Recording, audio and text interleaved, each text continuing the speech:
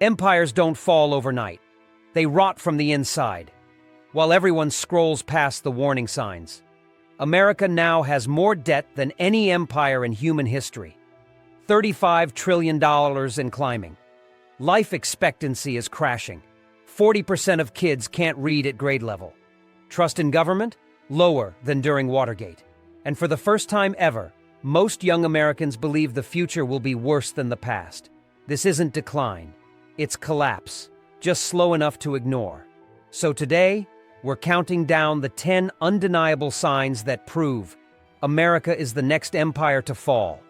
And the worst part? It's already happening.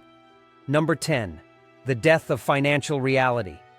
Let's stop pretending money even means the same thing it did a generation ago. Because it doesn't. America's financial system has become so detached from reality that it now functions more like a controlled demolition than an economy.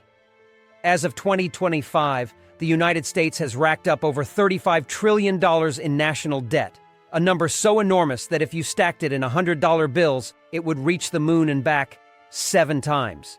And yet, no one in power is even pretending to fix it.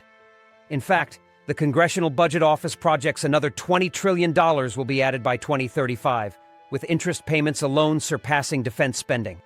That means we'll spend more just to pay interest than we do maintaining the largest military in the world. But here's the truly insane part. 63% of Americans now live paycheck to paycheck, and over half of them have less than $500 in savings. That's not a soft landing. That's the ground coming up fast. The stock market? It's a rigged casino. Nearly 89% of all U.S. stocks are owned by the top 10%, while the bottom 50%, you, me, the people who actually work, own less than 1%. The average American doesn't participate in the economy. They subsidize it by going broke. We've created an economic fantasy world fueled by artificially low interest rates, endless bailouts, and a Federal Reserve that printed 80% of all U.S. dollars in existence in the last 5 years. Read that again, 80%. And where did it all go? Not to schools, not to bridges, not to healthcare. It went straight into the pockets of asset holders, hedge funds, mega banks, private equity sharks. You wonder why a 3-bedroom home in Middle America now costs 7x the average income? Because the entire system is gamified for the investor class. This isn't capitalism anymore. It's debt feudalism. And the peasants are maxed out millennials and Gen Z with a combined $1.77 trillion in student loans. Empires collapse when the numbers stop adding up. And in America, they stopped adding up decades ago. We just haven't faced the invoice yet. But the bill is coming due, and it's not written in dollars. It's written in broken families, shuttered factories, and millions of Americans working 2 jobs just to afford a studio apartment. That's not stability. That's rot. Number 9. The health of a nation is dying quietly. We don't talk about it enough, but America's collapse isn't just economic. It's biological. The nation is quite literally dying younger, fatter, and sadder than it has in a century. In 2024, the average American life expectancy dropped to 76.4 years, the lowest since 1996, according to the CDC. Meanwhile, countries like Japan, Iceland, and Switzerland are approaching life expectancies over 84. But this isn't just about years. This is about quality of life. America has the highest obesity rate of any developed country, over 42% of adults. And it's skyrocketing among children. Nearly 1 in 5 U.S. kids is now obese, setting the stage for a tsunami of chronic illness by 2040. And let's be clear, this isn't just a matter of diet. It's systemic. The U.S. spends over $4.5 trillion annually on healthcare, more than any country in history, yet ranks 38th globally in healthcare efficiency. Why? Because it's not healthcare, it's sick care. The industry makes money when people stay ill. That's why pharmaceutical companies like Pfizer and Johnson & Johnson collectively made over $100 billion in profit last year, while insulin prices tripled and mental health wait lists stretch for 6 months. It gets worse. Suicide is now the second leading cause of death among people aged 10 to 34, and over 1 in 6 Americans is on antidepressants, with the average patient staying on them for more than 5 years. And don't forget the opioid epidemic, which killed over 100,000 Americans in 2023 alone, largely driven by fentanyl imports and a completely unregulated painkiller system that pharmaceutical executives helped design. Every empire collapses when its people lose the will to live. When health becomes profit and suffering becomes background noise, collapse doesn't knock on the front door. It seeps in through the vents. America's declining health isn't just a public crisis. It's a geopolitical vulnerability. A nation too sick to work, too addicted to function, too depressed to hope, and too broke to get help is not a superpower. It's a liability waiting to explode. While China and Europe invest heavily in preventative care and elder infrastructure, America still argues over whether healthcare is a right or a luxury. Rome had lead pipes. America has seed oils, big pharma, and a food system subsidized by corn syrup and despair. If that's not internal decay, I don't know what is. Number 8.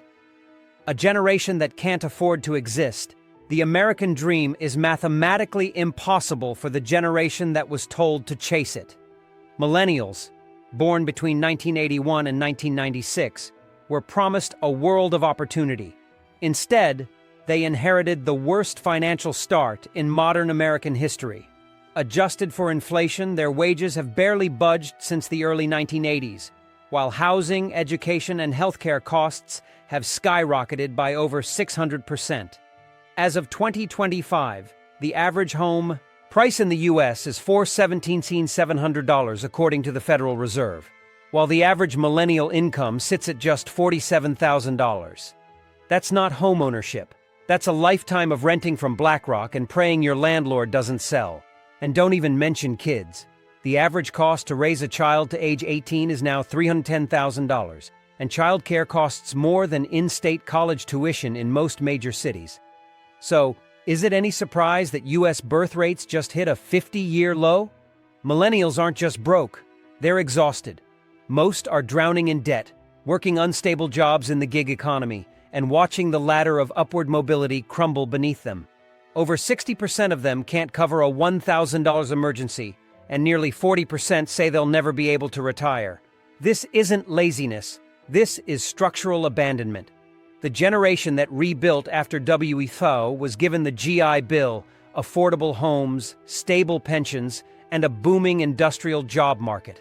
Millennials were handed predatory student loans, contract work, and a lecture on grind culture. And Gen Z, they're not even bothering to play the game. They're watching everything fall apart in real time. Climate, economy, democracy, and asking, what's the point? And honestly, can you blame them? You can't build a future if you can't afford an apartment. You can't start a family if your rent is 60% of your income. And you can't save a nation if the next generation is too burned out to try. Empires collapse not when they lose territory, but when they lose faith from within. And today, for the first time ever, the majority of young Americans believe their future will be worse than their parents'. That's not pessimism. That's prophecy. Number 7. The collapse of the American family unit. Let's talk about something that isn't in the headlines, but should be: the total disintegration of the American family structure. Because while empires fall from military defeats or economic implosions, they also die slowly from within when their most foundational institution, the family, ceases to function. In 1960, nearly 73% of U.S. households were married couples, and nearly half included children. Fast forward to today, married households have collapsed to just 45%, and only 17.8% include kids. That's not a minor shift. That's a seismic cultural breakdown. And it's not just about marriage rates, it's the disappearance of family stability altogether. According to Pew Research, the U.S. now has the highest percentage of single-parent households in the entire world by a massive margin. 23% of American children live with just one parent, compared to 12% in the UK and only 3% in China. But why is this happening? It's not just cultural decay, it's economic warfare.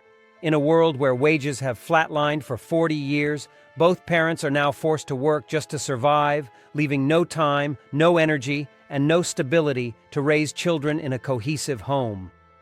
Daycare Now costs an average of $15,000 per year per child, and nearly 50% of U.S. counties are considered child care deserts. That means millions of families are making decisions between feeding their kids and watching them. And it's burning everyone out.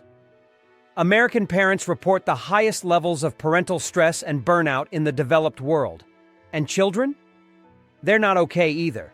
Adolescent depression, self-harm, and suicide are all rising at alarming rates, especially among teenage girls, where ER visits for suicide attempts are up 50% since 2019.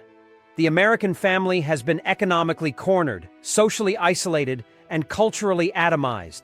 And with no village left to help raise the child, families are collapsing under the weight of expectations they were never designed to bear alone. You cannot build a sustainable civilization when the next generation is raised by screens, fast food, and absentee caregivers. When children grow up without stability, safety, or role models, you don't just lose a generation, you lose your future. And no empire, not Rome, not Britain, not America, can survive that. Number 6. The rise of unaccountable technocracy. We are now ruled by people you didn't vote for, algorithms you don't understand, and corporations you can't even locate on a map. The collapse of empires always coincides with the rise of unaccountable power. And in 2025, America has fully entered the age of technocratic dominance. Let's be clear, Google, Amazon, BlackRock, Microsoft, Pfizer, and Meta now wield more influence than Congress, not metaphorically, literally. BlackRock alone manages $10.5 trillion in global assets, more than the GDP of every country on Earth except the US and China. They control so much capital that entire national policies now bend to their portfolio decisions. And while Congress squabbles over partisan theater, these megacorps have embedded themselves into the state. Amazon handles logistics for the Pentagon. Google has AI contracts with the Department of Defense. Pfizer, whose board is stacked with former FDA and CDC officials, generated $100 billion in COVID revenue, then turned around and lobbied for global vaccine mandates. These aren't companies anymore. They're shadow governments. And the average American? They're being governed by apps, policies, and digital systems they had no say in designing. You don't get to vote for Google's search algorithm. You don't get to elect the CEO of OpenAI. You don't even get to opt out of surveillance anymore. Amazon Ring doorbells, Facebook's ad targeting, and TikTok's data mining have turned daily life into a panopticon of behavioral control. And this isn't just theoretical. In 2024, AI-generated content surpassed human-generated content on the internet for the first time, flooding public discourse with synthetic narratives, deepfakes, and politicized propaganda. And while we argue over pronouns or politicians, the real power brokers hide in code, directing traffic flows, consumer spending, and even election cycles without ever facing public scrutiny. Every empire ends when its leaders become unreachable, when the people in charge no longer feel connected to those they rule. In 1776, it was monarchs. In 2025, it's billion-dollar code bases and boardrooms of executives who haven't paid taxes in a decade. And the tragedy is, the American system was built to prevent this. Checks and balances. 3 branches of government. Transparency. But none of those matter in a world run by the cloud. And we gave them the keys willingly, for free shipping, convenience, and 24-hour dopamine hits. That's not freedom. That's corporate feudalism. Number 5. Military bloat and endless wars without victory. Empires always die on the sword they once wielded best. And for America, that sword is its military. But let's get something straight. This isn't the military of Korea or even Desert Storm. This is an imperial bureaucracy so bloated, so over-leveraged, and so unaccountable that it now feeds on itself. In 2025, the United States spends $886 billion on defense, more than the next 10 countries combined, including Russia, China, and the UK. But what are we getting for that nearly $1 trillion annual price tag? Certainly not peace, not victory, not even security. Instead, we're fighting proxy wars in Eastern Europe, running covert ops in Africa, spending billions in Israel, stationing troops in 800-plus foreign bases, and still stuck in the post-9/11 surveillance mentality that lets the government spy on its own people. And let's not forget, the U.S. military hasn't won a major war since 1945. Vietnam, disaster. Iraq cost over $2 trillion, destabilized the Middle East, and gave birth to ISIS. Afghanistan, the longest war in U.S. history, 20 years, only to have the Taliban retake the country in 11 days. But you know who did win? Raytheon, Lockheed Martin, Boeing, Northrop Grumman. The military-industrial complex Eisenhower warned us about is no longer a warning. It's an empire within an empire. These companies make billions whether we win or lose, and they've embedded their interests so deep into Congress that nearly half of retiring military generals now go to work as lobbyists or defense consultants. We've created a system where perpetual war is the business model, and meanwhile, our actual defense is crumbling. Recruitment is at historic lows, readiness is declining, and military suicide rates are higher than combat deaths. This isn't strength. It's unsustainable imperial overstretch. We're trying to police the world while our own cities rot, our bridges collapse, and veterans sleep in tents under overpasses. Rome did this too, expanding so far for so long that it couldn't defend the homeland. And like Rome, America now confuses military spending with national strength. But strength isn't about missiles, it's about purpose, and we've lost ours. Number 4, the collapse of civic trust. A nation that no longer believes in itself. There is one factor in the fall of every great empire that historians always circle back to, but it never makes the headlines. Trust. Not in leaders, not in banks, not even in laws. Trust in each other. And right now, the United States is watching that final thread snap in real time. As of 2024, just 4% of Americans say they trust Congress. 4%. That's lower than the approval rating of King George III during the American Revolution. And it doesn't end there. According to Pew Research, only 20% of Americans trust the federal government to do what is right most of the time. That number was over 70% in the 1960s. And what about trust in elections? As of the last presidential cycle, 40% of the country believes the 2020 election was illegitimate, regardless of evidence, courts, or audits. On the left, there's widespread belief that voter suppression, gerrymandering, and electoral college distortions are rigging outcomes. On the right, there's a conviction that the system is infiltrated by fraud, corruption, and globalist interests. And you know what? They're both right. Because when both sides feel like democracy is a sham, the system is already broken. But it gets darker. Social trust, the belief that your neighbors, your co-workers, your fellow citizens are acting in good faith, has completely disintegrated. A 2023 University of Chicago poll found that Americans now view people from the opposing political party as a greater threat than foreign terrorists. Let that sink in. We've become a nation where ideological civil war is normalized, where family members don't speak, where every conversation is one misstep away from nuclear fallout. This isn't just culture war. This is civic death. And here's what nobody wants to admit. America can survive economic collapse. It can even survive military failure. But it cannot survive a society where nobody believes in the project anymore. Rome didn't collapse the moment barbarians broke through the gates. It collapsed when Roman citizens stopped calling themselves Romans. When identity fractured. When purpose vanished. That's where we are. There's no shared mission, no common future. Just red states and blue states screaming into echo chambers while the very foundation of democracy quietly turns to dust beneath us. You don't need a foreign enemy to destroy America. We're already doing it to ourselves. Number 3, the currency of collapse. Faith in the dollar is fading. Every empire in history had a symbol of permanence. Rome had the denarius, Britain had the pound sterling, and for nearly a century, America has had the almighty dollar. But here's the uncomfortable truth nobody on CNBC wants to say out loud: the world is beginning to move on. You've heard that the dollar is the world's reserve currency. But what does that mean? It means 60% of global central bank reserves are held in dollars, and 90% of international trade is still conducted in greenbacks. But in 2024, for the first time in nearly 80 years, cracks in that dominance are starting to show. The BRICS nations, Brazil, Russia, India, China, and South Africa, are actively developing alternatives to the US dollar in trade settlements. Russia and China now conduct over 90% of their trade in yuan and rubles.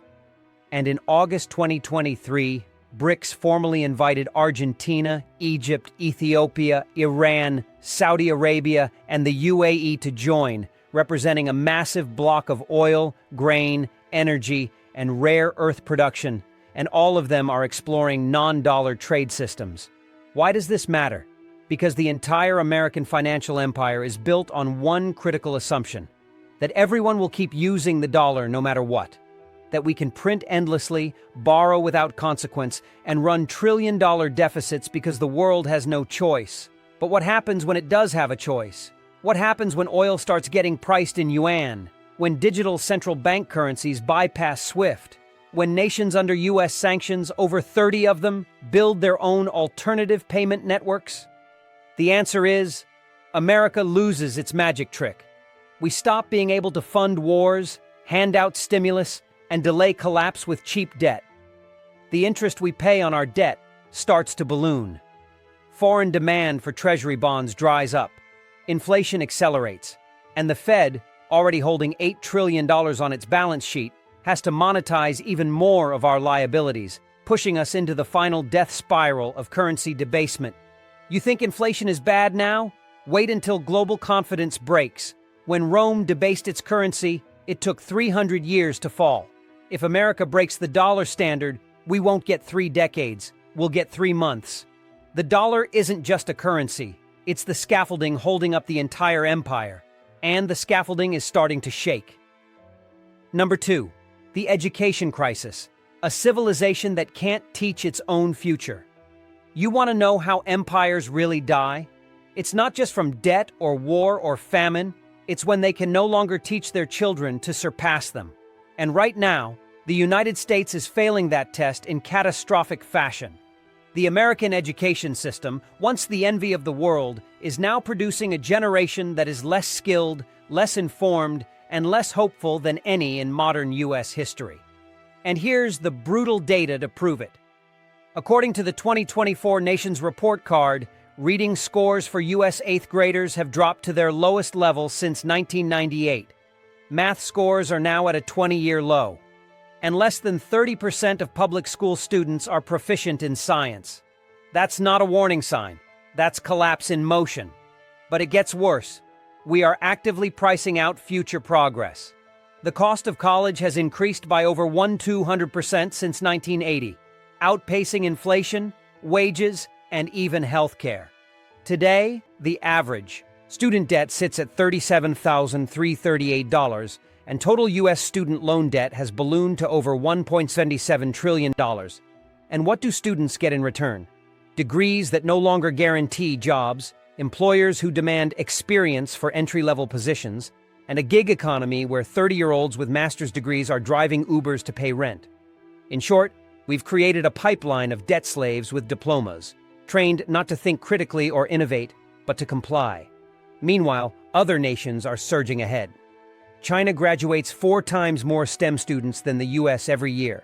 Finland's students consistently rank in the top 5 globally in literacy, math, and science, with no standardized testing, no homework under age 13, and no tuition fees. In contrast, American schools now install bulletproof doors, ration printer paper, and force teachers to work 2 jobs to survive. And we wonder why teacher shortages are exploding? We spend more on prisons than schools, more on TikTok bans than vocational programs. And while our classrooms are crumbling, our politicians debate book bans and bathroom signs instead of literacy rates and broadband access.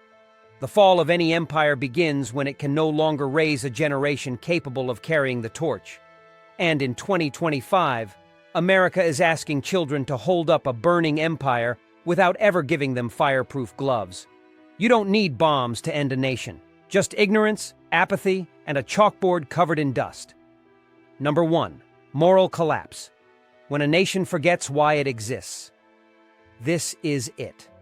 The final, fatal blow that every collapsing empire delivers to itself. The loss of moral purpose. Because in the end, empires don't just crumble from bad economics or military failure. They implode when they can no longer answer the simplest question. Why do we even exist anymore?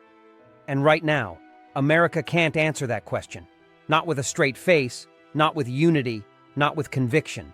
What used to be a country defined by shared ideals, freedom, justice, opportunity, has now become a hyper-polarized, dopamine-fueled carnival of nihilism and distraction. In 2024, we are a nation where mass shootings outnumber the days of the year, where people scroll past genocide videos sandwiched between gym reels and product ads, where the line between politics and professional wrestling has completely blurred. We now elevate grifters, influencers, and billionaire trolls as thought leaders, while the words public servant have become a punchline. And make no mistake, this is not just cultural decay. This is the final symptom of spiritual exhaustion. Because when you hollow out a people, when you take away their sense of community, strip them of meaningful work, drown them in debt, isolate them behind screens, and teach them that their only worth is their net worth, you don't get revolutionaries. You get apathetic consumers praying for likes and lottery wins. We are a nation that has forgotten how to feel, how to mourn, how to aspire, how to build anything not built for profit. Our monuments are casinos. Our temples are data centers. Our prophets are YouTubers selling affiliate links to anxiety supplements. The Roman Empire rotted behind walls of marble. Ours is rotting behind 5G towers and artificially intelligent customer service bots. Rome once gave its people bread and circuses. America gives them DoorDash and TikTok until the algorithms start censoring reality and the bread gets replaced with ultra-processed garbage subsidized by corporate lobbyists. A nation without moral clarity is a ship without a rudder. And right now, we're just drifting, drowning in plastic oceans, choking on smoke-filled skies, and blaming each other for a future we all helped set on fire. So if you ask, is America the next empire to collapse? You're asking the wrong question. The better question is, who will be left to rebuild it? If we ever decide to care again?